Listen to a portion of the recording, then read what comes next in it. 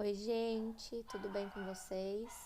Espero que sim, espero que estejam todos bem, todos se cuidando, né? Na aula anterior, a aluna de mestrado Heloísa, ela conversou com vocês a respeito de dois fatores de risco cardiovasculares muito importantes, que é a diabetes mellitus e também a hipertensão arterial. Hoje, eu vou iniciar com vocês uma jornada, tá? Para conhecer os conceitos básicos, como por exemplo a definição, a incidência, a epidemiologia, a forma de diagnóstico e os possíveis tratamentos das doenças cardiovasculares propriamente ditas, tá? Então, nós vamos conhecer as doenças cardíacas, tá ok? Iniciando pelas cardiopatias congênitas. As cardiopatias congênitas, elas têm uma incidência de 6 a 8 para cada 1.000 nascidos vivos. E é importante destacar aqui, né, que nas últimas 2 décadas, ou seja, nos últimos 20 anos, ocorreram grandes progressos para o diagnóstico, na terapêutica e também no tratamento cirúrgico dessas cardiopatias. Um importante fator foi o desenvolvimento de novas técnicas no cateterismo intervencionista. Ou seja, lembra quando eu expliquei para vocês como funcionava o cateterismo? Então, eles inventaram, né? Surgiram novas técnicas que, através do cateterismo, eles conseguem fazer intervenções cirúrgicas, as chamadas angioplastias, tá? Ou até mesmo implantação de próteses, enfim. Ao longo da aula, eu vou explicar para vocês o que é possível ser feito com esse cateterismo. Todos esses fatores que eu falei para vocês juntos, eles elevaram de forma significativa a expectativa de vida desses doentes. Então, a cardiopatia congênita, ela é definida como qualquer anormalidade na estrutura ou na função do coração que surge nas primeiras 8 semanas de gestação, quando se forma o coração do bebê. A partir do final da 8ª semana, o coração ele já apresenta em traços largos, ou seja, falando de uma maneira grosseira, né? Ele apresenta a estrutura que ele manterá até o nascimento. É óbvio que algumas coisas mudam, porém, ele está praticamente todo formado já até a 8ª semana de gestação. É importante lembrar que a circulação fetal ela é diferente da circulação no adulto. Então, na circulação fetal, o sangue que demanda o átrio direito, ou seja, aquele sangue que chega no átrio direito, ele provém da veia cava superior e também das veias cavas vitelo-umbilicais, que posteriormente vão formar a veia cava inferior. Uma parte do sangue venoso, principalmente aquele sangue procedente da veia cava superior, vai passar para o ventrículo direito e de lá vai para a artéria pulmonar e também via canal arterial para a aorta descendente. Ou seja, apenas 5% do fluxo sanguíneo vai atravessar a circulação pulmonar, tá ok? Eu coloquei aqui para vocês um link do YouTube que mostra a formação do coração nessas primeiras 8 semanas, tá? Eu achei um vídeo super legal, ele é bem lúdico, ele mostra com massinha, né? Dá a impressão que a estrutura é feita de massinha. De que maneira o coração ele vai se desenvolver. Então, para quem puder assistir, eu acho muito interessante como material de apoio, tá ok? Bom, como eu disse para vocês, essa é a incidência das cardiopatias congênitas, né? Ou seja, de 6 a 8 para cada 1.000 nascidos vivos. E na maioria dos casos de cardiopatia congênita, não é possível identificar o fator etiológico, ou seja, não se sabe a causa. Na maioria das vezes, pode ser por anomalia genética ou então um fator ambiental que afetou a mãe nos estágios iniciais da gestação. O risco de malformação do coração fetal, ele é grande quando a gestante adquire rubéola durante o primeiro semestre de gestação e outras viroses também podem ser às vezes responsáveis, assim como algumas drogas, né, e medicamentos, como a talidomida, que é uma substância usualmente utilizada como medicamento sedativo, anti-inflamatório e também hipnótico, que é um medicamento que pode causar má formação ou então ausência de membros no feto. A varfarina também é um fármaco do grupo dos anticoagulantes, que é usado para a prevenção de trombose e pode gerar as cardiopatias congênitas, e também o álcool.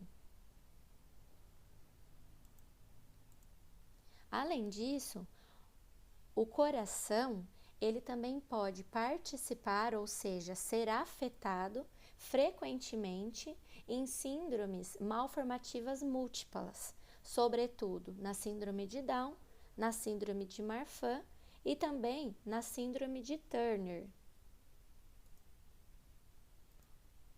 É interessante ler como material de apoio para aqueles que tiverem interesse sobre as possíveis alterações no coração que essas síndromes citadas elas podem causar.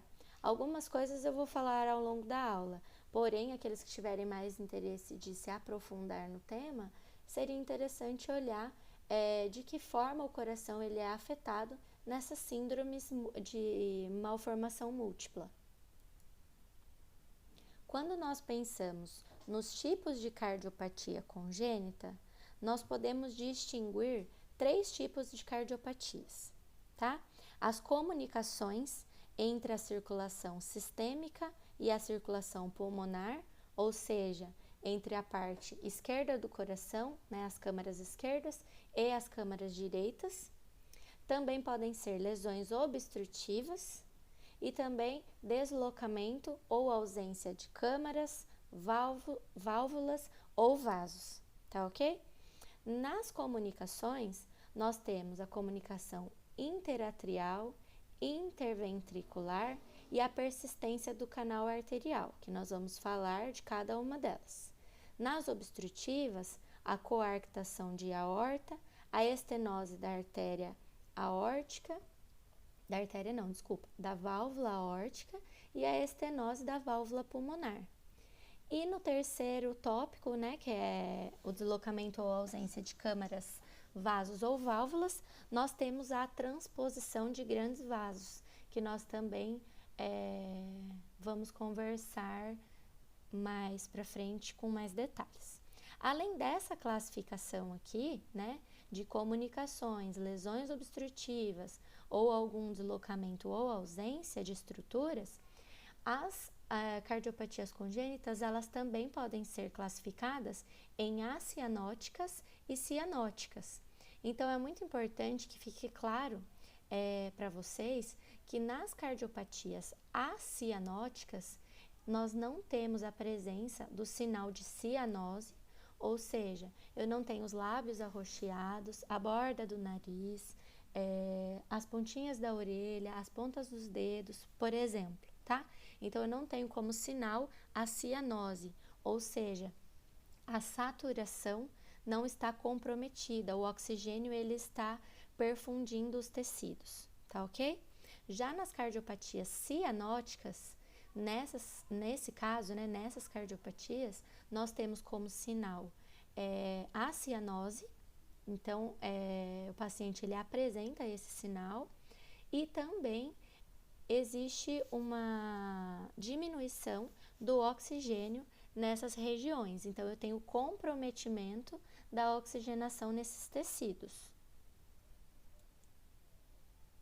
Bom, então eu dividi a aula entre as doenças congênitas acianóticas e cianóticas para facilitar o entendimento de vocês.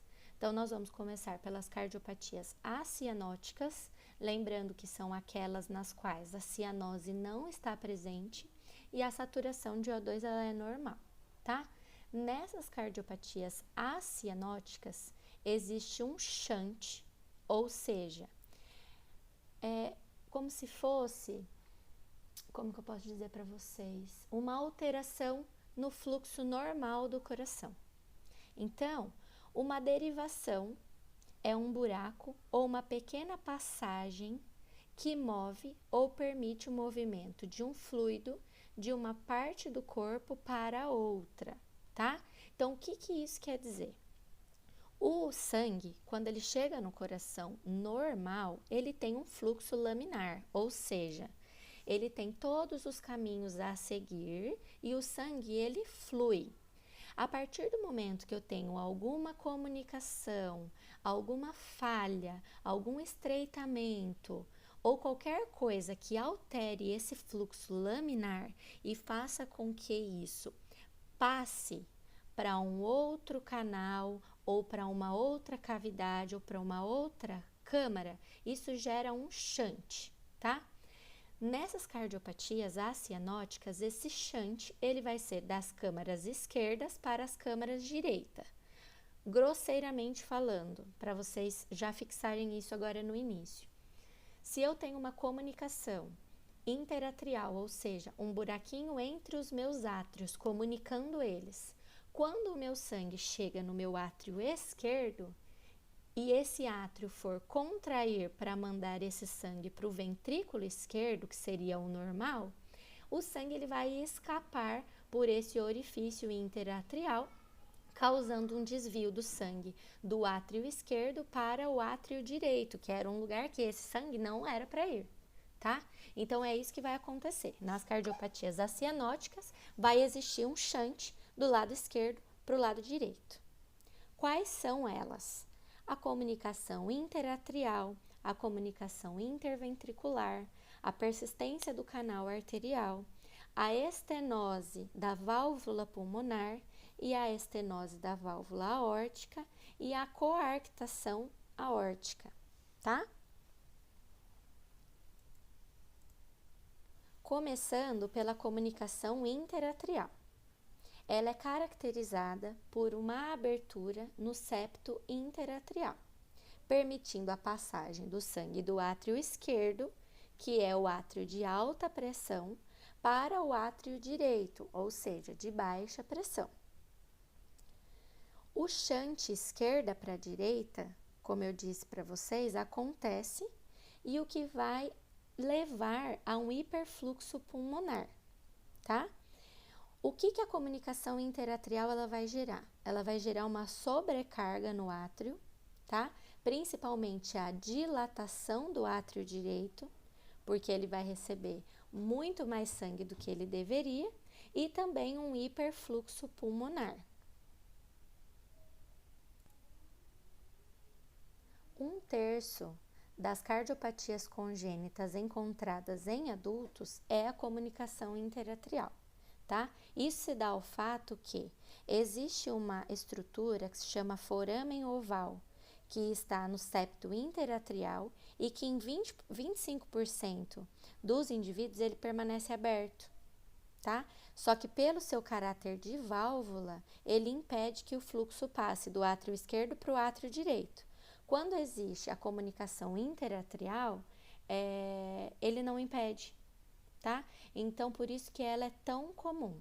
É mais frequente no sexo feminino também. Bom, existem 3 tipos de malformações que permitem que o fluxo de sangue oxigenado proveniente do átrio esquerdo passe para o átrio direito, tá bom? Então, existem 3 lugares, grosseiramente falando, onde comumente aparece essa comunicação. O tipo mais comum é a comunicação interatrial do tipo ostium secundum, que é essa primeira aqui, ó, tá? Ou seja, ela vai estar localizada na porção inferior do septo. Desculpa, não é inferior não. Ela vai estar localizada na região da fossa oval, que eu acabei de falar para vocês, tá? A falha no septo, ela pode ser grande, mas ela não afeta as válvulas atrioventriculares. Então, aqui, gente, eles fizeram uma janela no átrio direito, tá? Pra gente conseguir enxergar o septo. Então, nessa fossa oval que eu expliquei para vocês, que geralmente ela permanece aberta, existe uma abertura, né, um orifício, chamado de comunicação interatrial ostium secundum, e por maior que ela seja, ela não afeta as válvulas atrioventriculares, que estão mais ou menos nessa região, onde divide os átrios dos ventrículos, tá bom? Então, ela fica, entre aspas, bem no meio do septo interatrial. Depois, nós temos a comunicação interatrial do tipo ostium primum, que é essa daqui, tá? Nesse caso, sim, ela está localizada próxima à porção inferior do septo interatrial e se situa nas imediações das válvulas atrioventriculares, ou seja, elas podem estar acompanhadas muitas vezes de malformação dessas válvulas também, porque vai ser uma abertura, uma comunicação muito próxima da região onde existem as válvulas atrioventriculares. E por último, né, o terceiro tipo é a comunicação interatrial do tipo seio venoso, que fica localizada na porção superior do septo, ou seja, próxima às veias pulmonares, tá ok? É a menos frequente das três, e uma ou várias das grandes veias pulmonares que desembocam no átrio direito ou nas grandes veias, ao invés de demandarem ao átrio esquerdo, tá bom? Então, esses aqui são os tipos de malformações que podem aparecer no septo com as suas localidades, né? Localizações. Então, a mais comum, lembrando, ostium secundum, aqui na região da fossa oval. Aqui eu coloquei para vocês um resuminho do que eu falei, mais ou menos, com as figuras, tá? Então, a ostium secundum, que é a mais comum, coloquei em primeiro lugar, tá bom? Que é essa aqui. Não afeta as válvulas, as válvulas elas estão aqui embaixo, a comunicação está aqui em cima, tipo mais comum. Ostium primum é essa aqui, ou seja, na parte inferior do septo, muito próxima às imediações das válvulas, então ela pode estar acompanhada de malformação dessas válvulas. E a do seio venoso, ou seja, na porção superior, tá?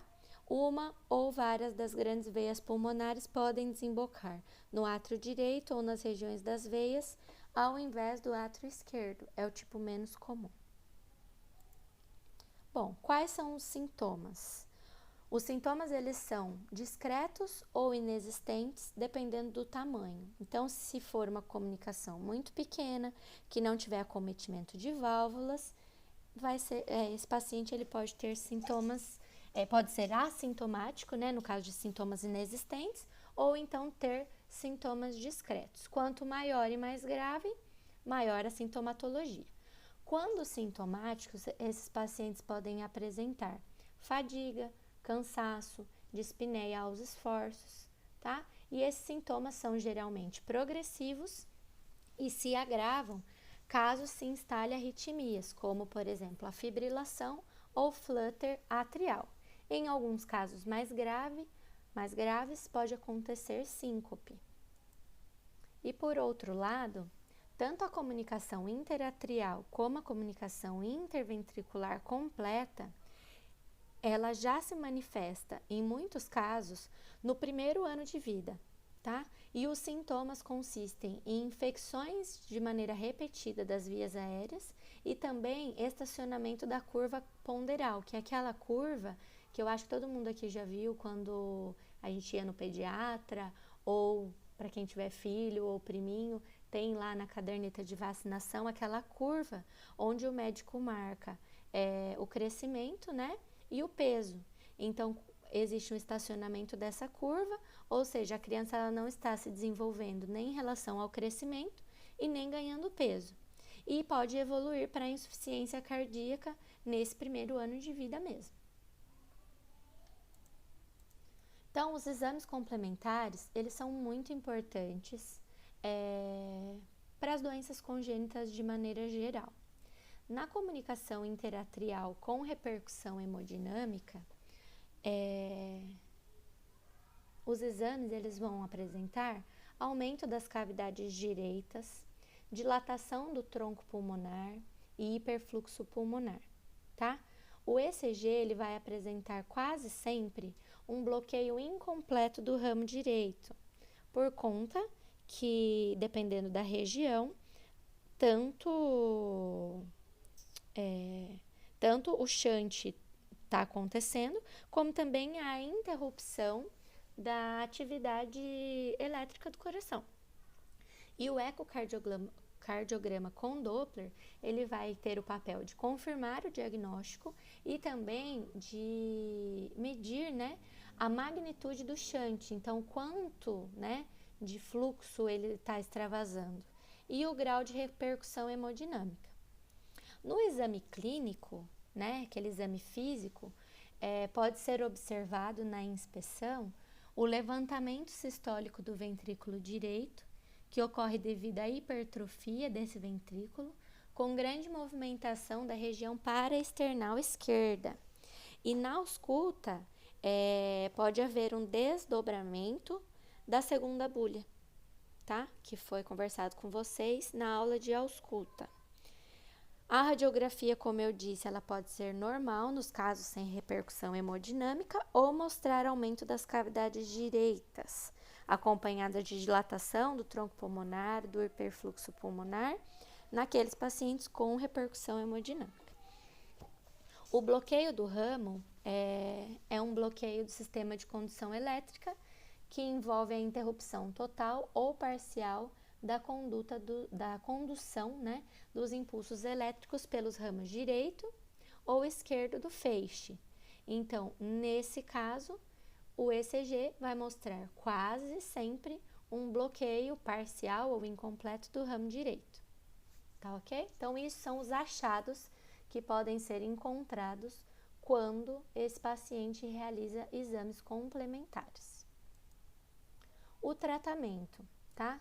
O tratamento ele é indicado desde a infância para os pacientes com sinais de shunt significativo da esquerda para a direita.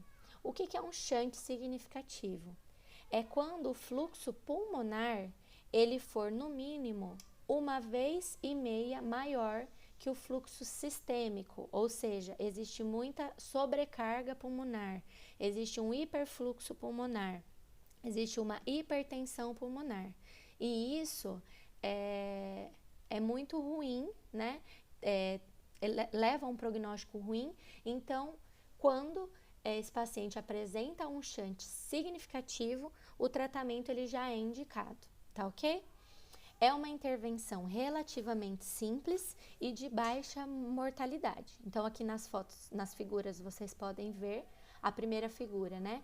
É o átrio direito aberto aqui, demonstrando grande comunicação interatrial do tipo ostium secundum, que é aquela que eu disse que é a mais comum, que é na região do foramen oval.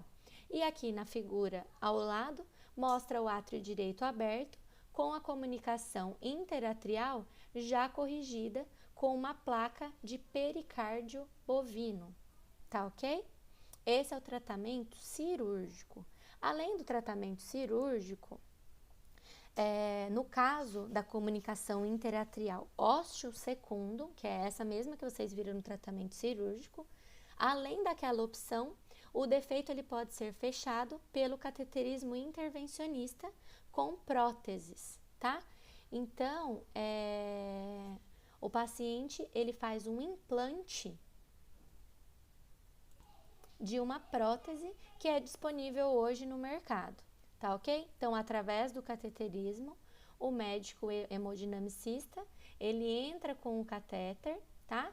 Passa pelo defeito interceptal, como se fosse um guarda-chuva, abre a prótese, tá vendo? Insufla ela, ó, passa, trava, né? Depois que passa, insufla, deixa ela lá no lugar e retira o catéter, tá bom? Então, esse é um tipo de tratamento feito pelo cateterismo, tá? Apesar da comunicação interatrial apresentar um baixo risco para desenvolvimento de endocardite, que nada mais é que uma doença causada por bactéria, né? Que as bactérias fazem colônia em alguns lugares do coração, nós também vamos ter aula de endocardite. Então, apesar de o risco ser baixo, nesse caso, é recomendado fazer uma profilaxia, ou seja, algumas medidas preventivas para evitar que ocorra a endocardite bacteriana, tá? Como eu disse, ela é uma doença infecciosa, ela pode afetar o endocárdio, ou seja, o revestimento interno do coração, causado por bactérias, então é muito importante que seja feita a profilaxia para a endocardite bacteriana nesses casos. Bom, passando para a comunicação interventricular, é a cardiopatia congênita mais comum em crianças, tá? Ela tem um fechamento espontâneo nos primeiros anos de vida, na maioria dos casos.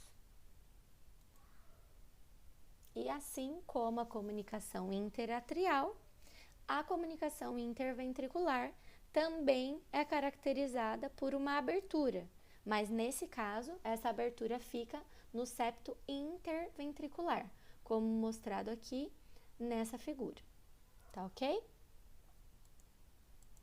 Ela também tem tipos, tá? Então, geralmente, elas são classificadas em perimembranosas, tá ok? Aqui na foto vocês podem ver mais ou menos a região. Esse tipo ocorre em 70% dos casos, tá? Onde parte da borda desse orifício é formado por um tecido fibroso do septo membranoso, por isso perimembranosa. Então, esse orifício, ele não é só muscular, ele tem uma parte formada da borda por um tecido fibroso do coração, tá? Do tipo musculares, tá?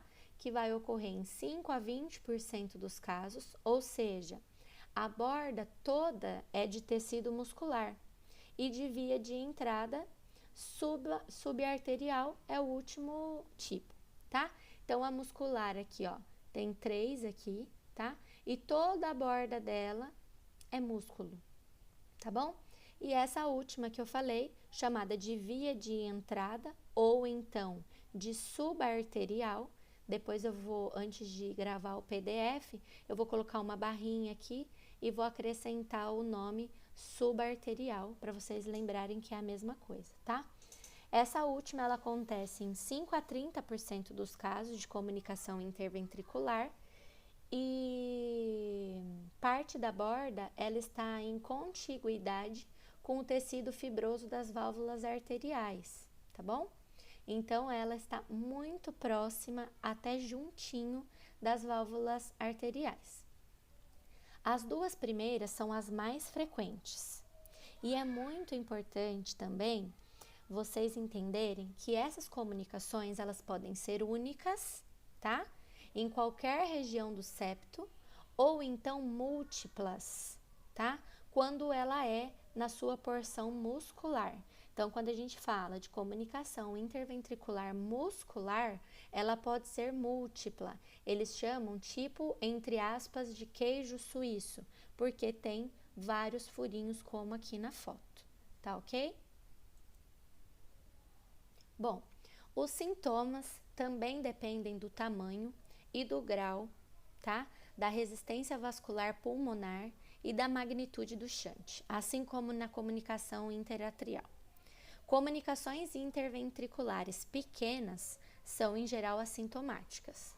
Já as moderadas a grandes, elas podem evoluir para insuficiência cardíaca precoce, ou seja, no segundo ou terceiro mês de vida, e mais tarde hipertensão pulmonar.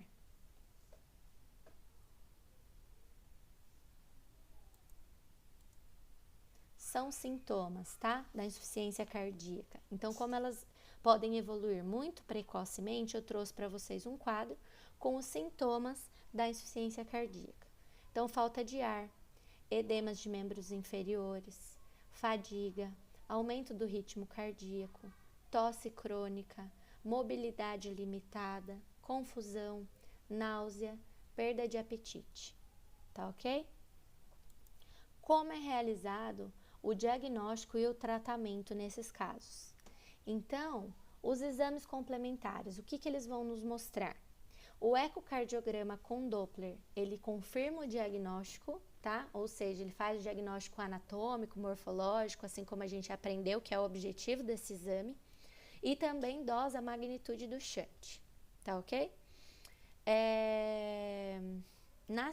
Nas comunicações interventriculares pequenas, onde não tem repercussão hemodinâmica e em localização de baixo risco para a progressão da insuficiência da válvula aórtica, não tem, a rigor, indicação para o fechamento dessa comunicação, tá? Nos outros casos, sim.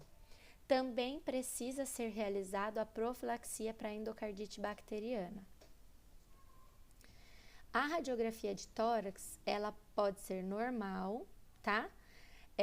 Nos casos de comunicações pequenas, já nas comunicações moderadas ou grandes, ela pode apresentar a radiografia uma área cardíaca aumentada, com sinais de hiperfluxo e hipertensão pulmonar, assim como nas comunicações interatriais, tá ok?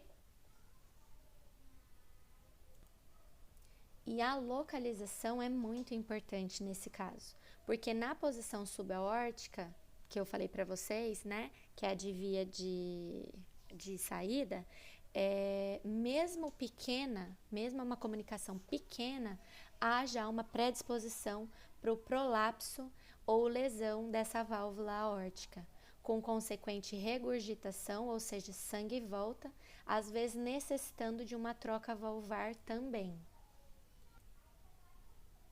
E esse slide é algo muito importante para a gente lembrar.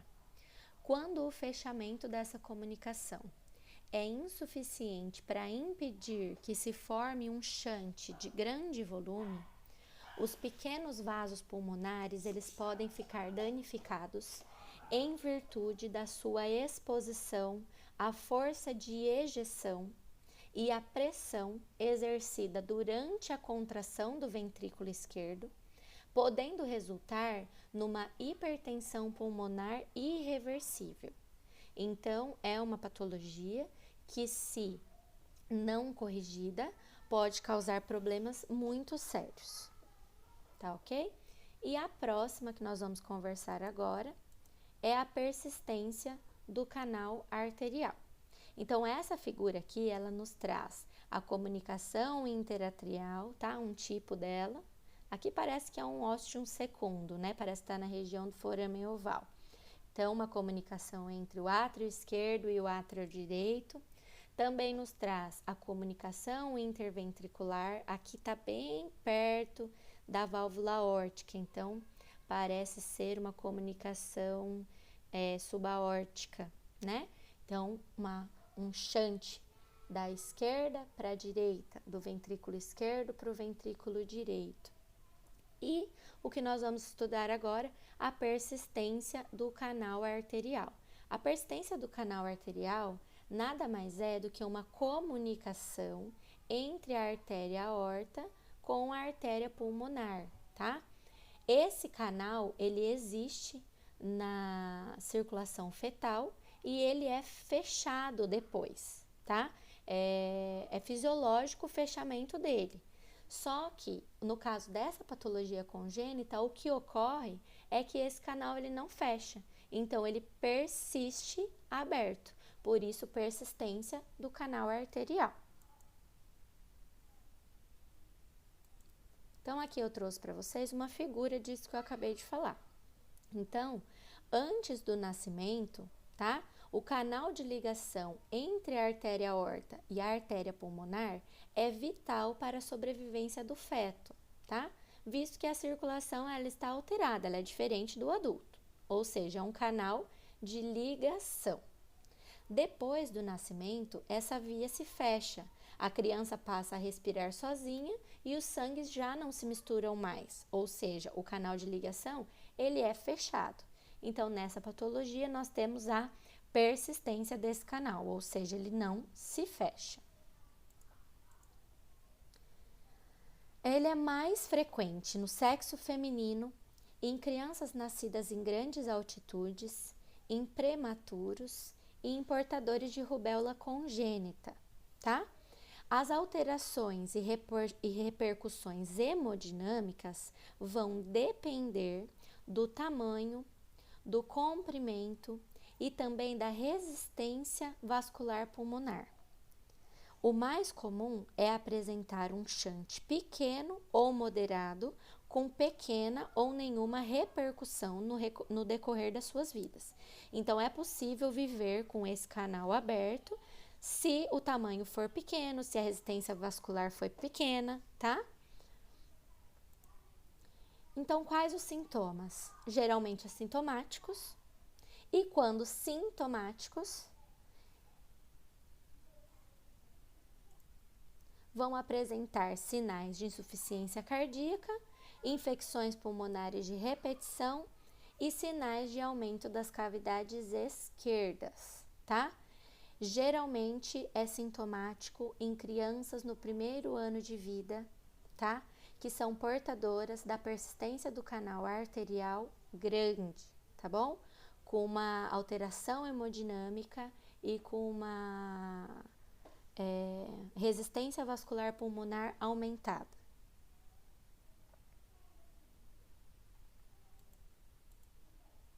Bom, aqui é só uma figura que já estava aqui, eu decidi não tirar, tá? Então, é para vocês verem a circulação, como ela é, o ducto fechado, aqui o ducto aberto, o que vai acontecer. Então, ó, na circulação normal, a artéria pulmonar, ela leva o sangue do ventrículo direito para os pulmões, certo? E a artéria aorta leva para a circulação sistêmica e os sangues não se misturam. Quando esse ducto está aberto, ao passo que a artéria aorta vai levar esse sangue para a circulação sistêmica, como ela tem uma pressão aumentada, a tendência é que esse sangue passe da aorta para a circulação pulmonar, ou seja, o sangue se mistura. O sangue oxigenado entra novamente, se mistura com o sangue não oxigenado proveniente do ventrículo direito e vai para os pulmões, tá bom? No caso do ducto presente. Esse ligamento, tá? Ele pode ser chamado de ducto arterioso ou ligamento arterioso. E esse fechamento espontâneo que eu falei para vocês, geralmente ele acontece até o 6º mês de vida, tá ok? Diagnóstico e tratamento. Então, o que os exames complementares eles trazem para nós a respeito dessa cardiopatia? Bom, o ECG ele vai mostrar uma sobrecarga de átrio e ventrículo esquerdo. A radiografia pode mostrar sinais de hiperfluxo pulmonar e também de cardiomegalia, ou seja, aumento do coração. O ecocardiograma ele pode confirmar o diagnóstico, né, anatômico, morfológico e também avaliar o grau da repercussão hemodinâmica, ou seja, o grau da alteração, né, que está existindo. E é importante lembrar e citar aqui para vocês que como toda a lesão de hiperfluxo, ou seja, que aumenta o fluxo em determinado lugar, a persistência do canal arterial, ela pode levar à síndrome de Eisenmenger, tá? Tanto a comunicação interventricular como a persistência do canal pode levar a essa síndrome. Nós vamos conversar sobre ela. Ela é uma cardiopatia congênita também, porém cianótica. Então, na parte da aula de cardiopatias congênitas cianóticas, nós vamos falar dela, mas ela pode acontecer como consequência de uma persistência do canal arterial grande, por exemplo, ou com repercussão hemodinâmica, tá ok? O tratamento, ele consiste em fechamento cirúrgico ou então mediante o cateterismo intervencionista por meio da colocação de próteses também. O cateterismo, ele é indicado em toda lesão de persistência de canal arterial diagnosticado com ou sem sintomas, tá? Por quê? Porque ele é um risco para endocardite. Então, é necessário fazer para evitar que esse paciente possa vir a contrair uma endocardite. Em adultos, o procedimento cirúrgico ele pode trazer maiores dificuldades devido à probabilidade de calcificação desse canal e também de maior risco de sangramento. Então, aqui eu trouxe para vocês uma figura, tá? Mostrando aqui à esquerda uma ortografia em perfil, né? Demonstrando um canal do tipo A, aqui onde está a seta, ó. Então, tem uma persistência do canal. E à direita, a mesma artéria, tá? O mesmo exame, demonstrando um canal arterial ocluído com esse tipo de prótese aqui e mola. Então, pode ver, ó, que aqui tem um extravasamento de sangue, tá vendo? Um shunt aqui, voltando. Já aqui não, ó, nessa região não. Por quê? Porque tem uma prótese aqui, uma mola, ocluindo a passagem, tá? Então, o que eu tenho para frisar para vocês, que a comunicação interatrial, a comunicação interventricular e a persistência do canal arterial são todas lesões de hiperfluxo que podem levar à síndrome de Eisenmenger, tá? As três podem ser tratadas de maneira cirúrgica ou com cateterismo intervencionista, óbvio que dependendo do grau, dependendo do local, dependendo do tamanho da lesão, tá ok? Então, dando continuidade, nós vamos falar da estenose da válvula pulmonar, tá? Que compreende de 10 a 12% das cardiopatias congênitas em adultos, tá ok? A estenose valvar, ela resulta de diferentes graus de estreitamento dessa válvula. As formas, né, pelo qual isso acontece, etiologia da doença, nós vamos conversar com mais detalhes na aula de valvulopatias, onde esse tema estará presente e se trata da mesma patologia, tá ok? A repercussão hemodinâmica é determinada pela gravidade da lesão. E como que a gente determina essa gravidade? Pelo gradiente pressórico entre o ventrículo direito, que está posicionado aqui, e o tronco pulmonar, ou seja, o tronco, né, o caminho, né, o tronco da artéria pulmonar. Então, através de um cateterismo, por exemplo, é medida a pressão dentro do ventrículo direito e a pressão dentro do tronco pulmonar. A artéria estenosada, a válvula estenosada é essa válvula chamada de válvula pulmonar. Então, quando esta pressão ela está entre 20 e 40 milímetros de mercúrio, são consideradas lesões leves. Entre 40 e 70 milímetros de mercúrio é considerada moderada e uma pressão, né, uma diferença de pressão entre essas duas áreas maior do que 70 milímetros de mercúrio é considerada uma estenose grave, tá?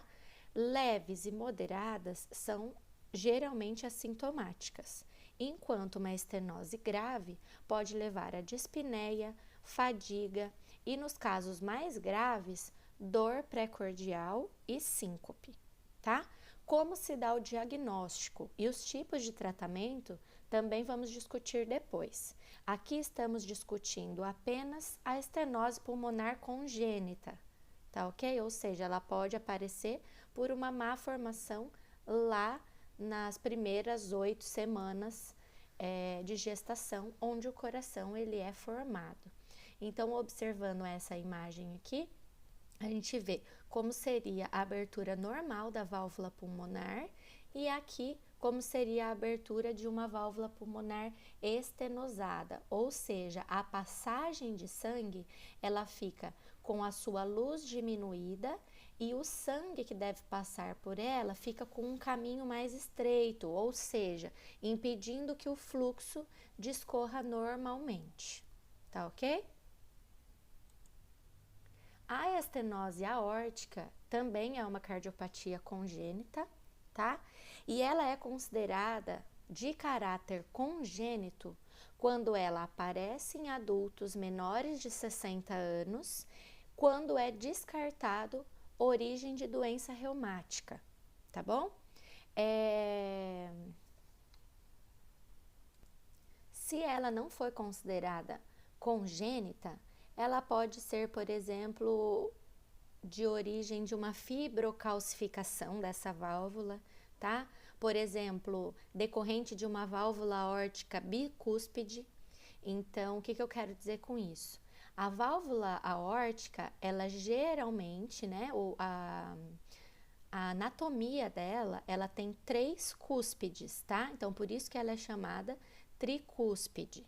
Em alguns casos congênitos, essa válvula aórtica, ela é bicúspide, que também nós vamos falar mais disso na aula de estenose aórtica. Uma vez que ela seja bicúspide, ou seja, só com 2 cúspides, isso pode gerar uma fibrocalcificação dessa válvula, desses folhetos aqui, e ser a etiologia, ou seja, a causa dessa estenose, tá? Então, isso é uma outra causa. Então, a primeira causa, que é a que a gente está falando agora, é a congênita. Acontece apenas em 0,04 a 0,034 de cada 1000 nascidos vivos. Entretanto, a frequência da válvula bicúspide, ou seja, ter uma válvula aórtica com 2 cúspides ao invés de 3, pode atingir de 2 a 3% da população, fazendo desta, né, a cardiopatia congênita mais comum. Assim como eu disse para vocês da estenose da válvula pulmonar, também iremos discutir melhor a estenose da válvula aórtica quando nós formos falar das valvopatias, tá? Em uma aula mais adiante. Seguindo então nas cardiopatias congênitas acianóticas, nós vamos falar da coarctação aórtica, que nada mais é que a presença de uma obstrução na artéria aorta, tá ok? Ou seja, um estreitamento, dá para ver aqui? Tá ok. Essa condição, ela faz com que o fluxo de sangue, ele tenha mais dificuldade de fluir por essa artéria, alterando assim o seu fluxo laminar, ou seja, aquilo que é fisiológico. Essa anomalia provoca hipertensão arterial nos membros superiores e hipotensão nos membros inferiores. Dessa forma, uma extensa rede de colaterais, ou seja, de circulação colateral, se desenvolve a partir das artérias mamárias, subclávias, intercostais e escapulares, na tentativa de suprir o fluxo para a parte inferior do corpo, tá? Então, vocês podem observar aqui, né? A luz do vaso da aorta é bem grande, porque é ela que vai irrigar todo o corpo, né? Ela que vai enviar o sangue oxigenado para todo o corpo. E em uma parte do caminho dela pode aparecer a coarctação, que é um estreitamento. Dessa maneira, o fluxo laminar que vem com grande pressão e grande quantidade de sangue, ele é interrompido e diminuído ao passar por essa obstrução, tá ok? Bom, aqui nós vemos uma figura de um exame, de um cateterismo, onde foi aplicado uma substância fotorreagente, né, para poder fazer a foto. E nós podemos ver uma obstrução localizada na aorta logo após a emergência da artéria subclávia esquerda, tá? Sempre ela vai ser daí em diante, da artéria subclávia esquerda em diante. Porém, ela pode ser classificada em pré-ductal, em neonatos, ou pós-ductal. Lembra do ducto arterioso e do ligamento arterioso que eu comentei com vocês, que está presente lá na persistência do canal arterial? Então, esse ducto, ele fica posicionado aqui, né? Entre a aorta e a artéria pulmonar. Então, por exemplo, o ducto está aqui. Essa coarctação, ela pode ser pré-ductal, ou seja, antes da região do ducto, ou pós-ductal, ou seja, depois da região do ducto. Quando ela é pré-ductal, geralmente é em neonatos, ou seja, em paciente recém-nascido, porque lembra que esse ducto ele vai fechar só a partir do 6º mês de vida, geralmente? E a pós-ductal é mais comum em adultos, tá ok? Aqui mais uma foto, tá? Só para ficar claro, o ducto arterioso ou ligamento arterioso, que a gente já conversou. Nesse caso, ele tá fechado, tá? Na coarctação aórtica, ela pode ser antes ou depois do ducto, mas esse ducto, ele pode estar fechado nos adultos e ter uma coarctação pós-ductal, tá ok? Bom, a coarctação aórtica, ela é muito frequente na síndrome de Turner, que é uma síndrome que ocorre com uma alteração do cromossomo X. Ela afeta pessoas do sexo feminino, tá? E ela ocorre quando o par de cromossomo X não é normal, podendo apresentar um cromossomo X ausente ou parcialmente ausente, tá? Ela pode também, essa síndrome, ocasionar uma variedade de características, incluindo baixa estatura, atraso no início da puberdade, infertilidade, malformações cardíacas, que é o foco dessa aula, e também renais, e infecções de ouvido de repetição, tá? Além disso, costuma associar-se a válvula aórtica bicúspide, que é o que eu falei para vocês anteriormente. Então, aqui está uma válvula aórtica tricúspide normal e aqui uma válvula bicúspide, ou seja, só 2 folhetos, comunicações interventriculares e lesões obstrutivas, ou seja, que obstruem a via de saída do ventrículo esquerdo, como, por exemplo, a coarctação da aorta. E aneurismas no polígono de Willis, provocando um risco de acidente vascular encefálico. Então, na base do nosso cérebro, nós temos um conjunto de ramos e artérias que fazem a oxigenação cerebral, que se chama polígono de Willis. Então, essas pessoas com síndrome de Turner podem ter mais propensão a desenvolver aneurismas nessa região, tá ok? Como sinais e sintomas, esses vão estar relacionados à hipertensão arterial proximal, tá? E hipoperfusão distal, ou seja, uma hipertensão de membros superiores, como eu disse, e uma hipotensão de membros inferiores, ocasionando também uma hipoperfusão, tá? Ocasionalmente, pode aparecer claudicação aos esforços, que é mancar quando esse paciente faz muito esforço.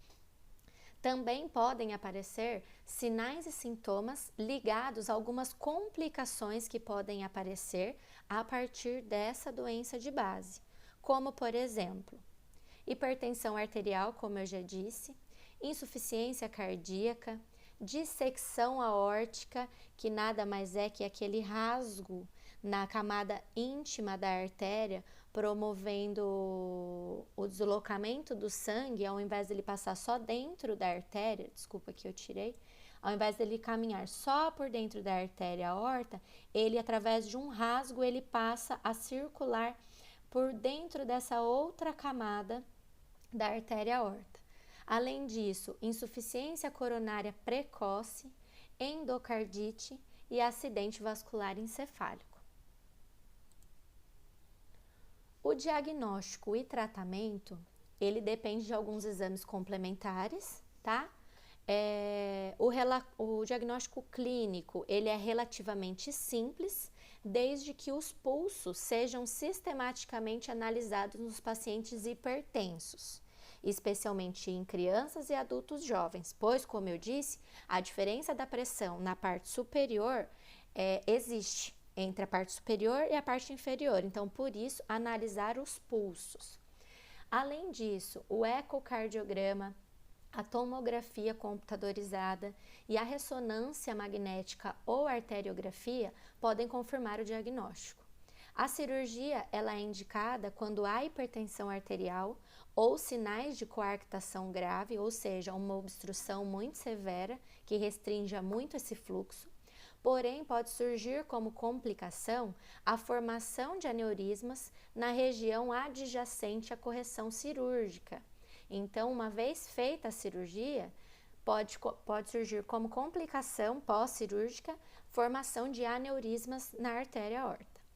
Além do tratamento cirúrgico, outra possibilidade terapêutica é a dilatação dessa obstrução com um balão, tá? Colocando o stent por meio de um cateterismo intervencionista. Eu trouxe aqui para vocês um vídeo para vocês assistirem como seria essa angioplastia com um balão para correção de uma coarctação da artéria aorta. Em geral, eu quero que vocês fixem isso na cabeça de vocês. Vocês precisam entender que, em geral, nós chamamos de cateterismo os procedimentos que são diagnósticos. Então, aquilo que a gente entende como exame, que visam descobrir doenças, medir a gravidade delas e propor um tratamento. Ele é indicado para encontrar as obstruções, alguma alteração e detalhes de um possível problema. Uma vez que ele é usado para fazer uma intervenção, ele passa a ser chamado de cateterismo intervencionista ou de angioplastia, que nada mais é que o tratamento em si, tá ok? Então, eu vou colocar aqui o vídeo para vocês.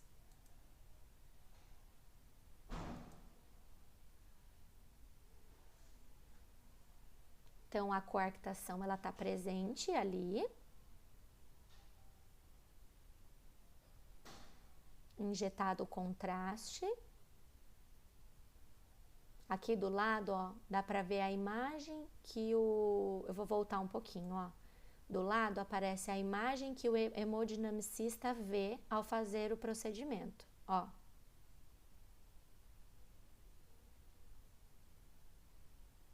Depois vem com o balão.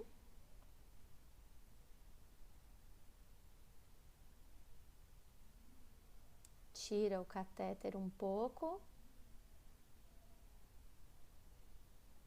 e expande esse balão. Ao redor do balão tem um stent, tá? Que quando o balão ele é desinsuflado, fica aberto, formando uma armação para que essa artéria não volte a ocluir. Eu vou voltar mais uma vez que eu quero que vocês observem o fluxo. Então, ó, se vocês olharem aqui no canto, vamos olhar aqui no canto. Então, fio guia, entra primeiro. Injeção de contraste. Ó, aqui o fluxo aumentado, diminuído. Observem o fluxo como vai ficar uma vez que o balão ele é desinsuflado e só fica o stent, vai aparecer aqui no canto, ó. Olha lá, olha o fluxo como vai ficar totalmente forte, tanto antes como depois. Conseguem observar o fluxo?